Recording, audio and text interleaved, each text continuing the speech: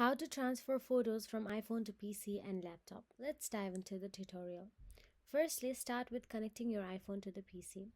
Use the USB charging cable that came with the phone. If this is the first time connecting your iPhone to the computer, you will need to tap Trust on the iPhone and then enter your iPhone's passcode, Touch ID or Face ID. Be sure to update your iPhone as well. Then, on your computer, open iTunes. This resembles a multicolored musical note on a white background. In order for a Windows computer to recognize an iPhone, you must open iTunes and allow the phone to connect to it.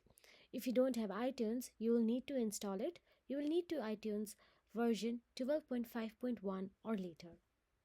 Then, wait for the device icon to appear. This iPhone shaped icon will appear in the upper left side of the iTunes library page. Once you see it appear, you can proceed.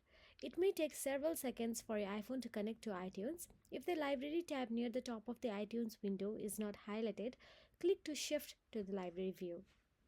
Then on your computer, open the Photos app. This looks like two mountains with a blue background. You can find this app by clicking the Start menu, locate Photos in your app library or type Photos into the search bar. Then click the Import icon. This is the icon of the down arrow in front of a photo square. You can find this in the top right corner of the Photos window and a drop-down menu will open. Then click from a connected device.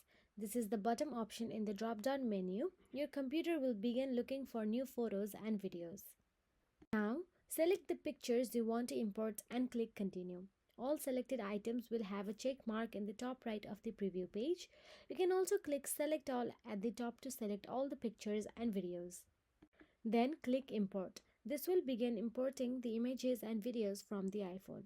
You can check the box next to delete imported items from Apple iPhone after importing if you don't want to keep the original photos or videos on the iPhone.